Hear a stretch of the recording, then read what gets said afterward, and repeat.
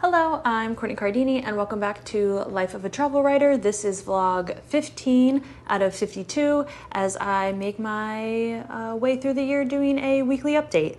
So on this channel, I usually just talk about running. The books that I'm currently working on is I am a debut travel memoir author and travel. So let's see. So it is April 13th, and it is our last day in Playa del Carmen. So we are making our way to Puebla early tomorrow morning.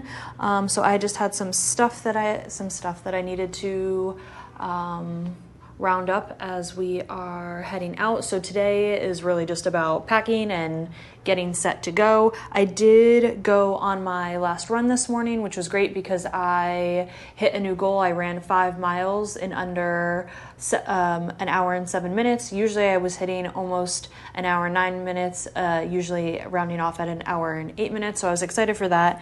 Though this week hasn't been a lot of running for me. It's just been a weird week. I was sick last weekend too and everything like that. So I went to a birthday party and ate something that I probably shouldn't have eaten. So it was not a very active week in terms of running, but I did on Thursday. I still wasn't feeling great, but I wanted to get out and just see what I could do. So I decided to do a speed run, and I was very happy because even though I did only 3 miles, I reached my goal of hitting under a 12-minute mile. So I did come in at 11 minutes and 50 seconds. So that was good. So I'll take that as a win. And then I did my last long run today, and we are heading out tomorrow. So I'm excited to see what it's going to be like to run in Puebla. We are staying in a hotel. So if I have to, I will use the treadmill, but I prefer not to use the treadmill. I like to go run outside, and which makes me even more excited to go home soon because I love the area that I run in. There's like these 2 roads that run parallel, and you can just make a long track. So I am very excited to do some running when I am home, and I am very excited for the conference that is coming up. I did get some bad news work-wise, which comes and goes, especially when you're doing a lot of freelance work. So I did finish a photo assignment that should be coming out in June, and I'll talk about that then. And then I received some bad news on a position that I was hoping to get that was remote, that was actually working with Women in Travel, the organization. It's called Wonderful. So yeah, but I'm going to that conference in May, so I'm excited. Maybe something else will come up, so we shall see what happens. So then in terms of books, I just talked to my literary agent last week, and we have some developmental things to do with my first book proposal for my debut travel memoir, which is the current working title is The 2-Year Sailor. So currently for word count, I'm at 85,580 words, and I didn't want to go up that far, but the process of getting to submit my book proposal is taking longer than I thought, which of course you underestimate how long it's going to take something when it's your first time doing it. So it is taking me a lot longer than I thought. I signed the contract with my literary agent in October, and we're still working on it, so we're not on submission yet. And I am going to hopefully have a developmental call this week because I have a feeling that I need to change the structure. So yeah, so we have a lot of things going on with that. So while I have that going on, I'm also working on 3 other books. The second book is also a travel memoir about my year traveling with my partner, and that draft is currently sitting at 22,263 words, which I'm very happy about because my goal at the end of Q2 is to reach 37,500 words. So I feel like I'm on track for that, and I feel the more that I work on it, it also affects my first draft, the the draft of my first book that I'm working on, because you start to see, the more you work on things, the more you start to see certain threads and things like that. And I'm noticing ways that I can lead one book into two books, and it's just a nice experience when you're trying to strengthen your writing skills.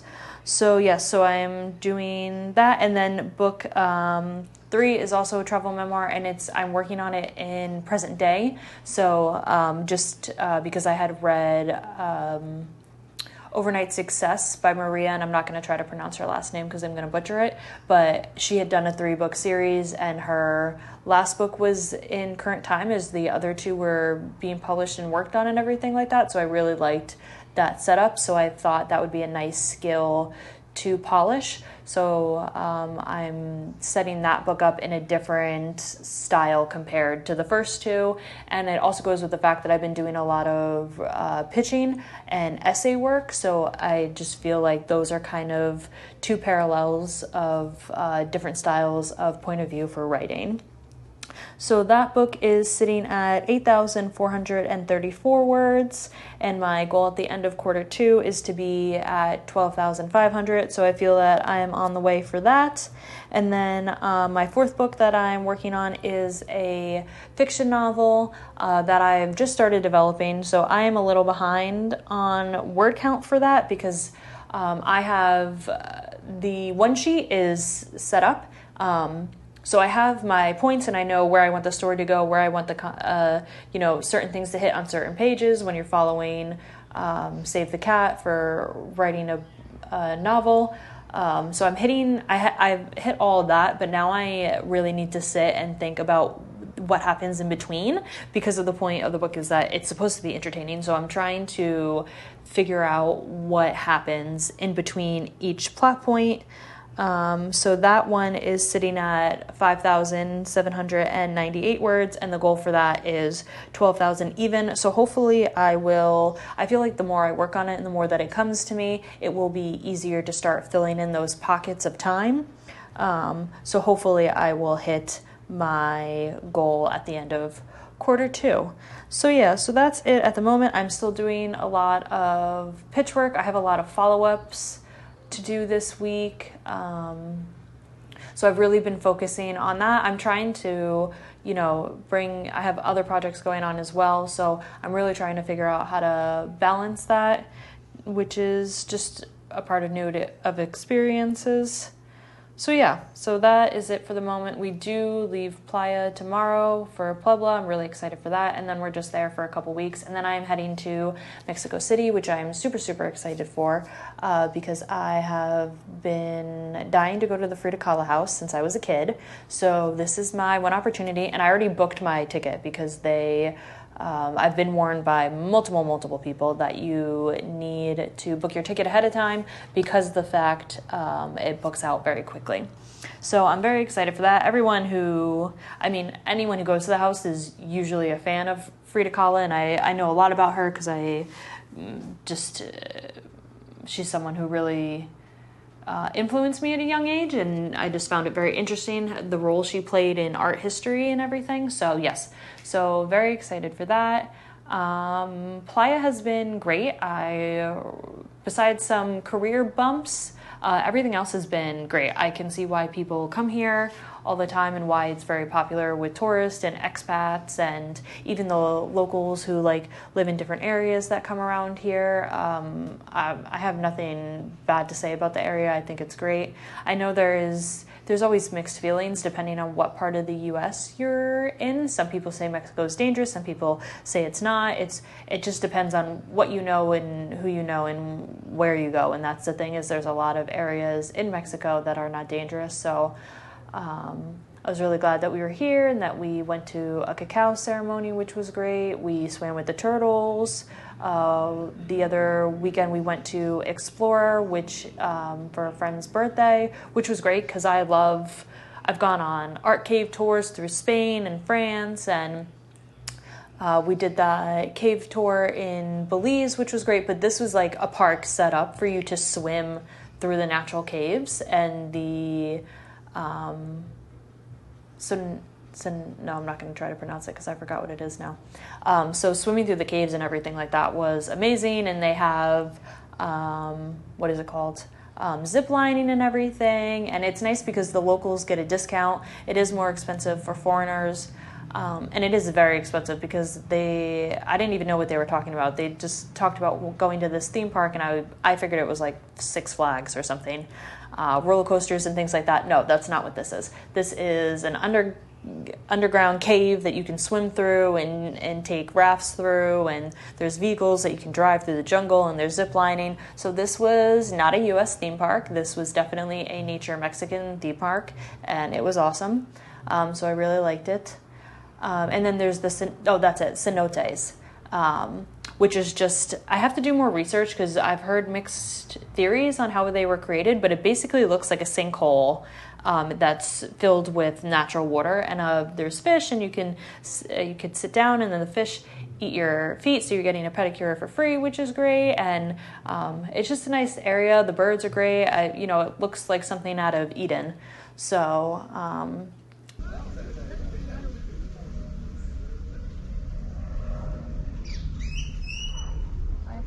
have the children. You have the adults. Yeah. Non, mais s'il y a quelqu'un qui veut l'essayer maintenant, tu peux l'essayer? Elle va même pas dans l'eau. Ah, elle va pas dans l'eau? Ah, c'est fou, il y en a plein.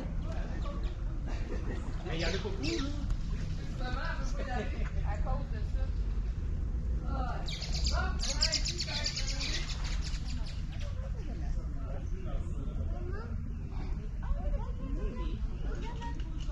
great. It looks like something out of Eden.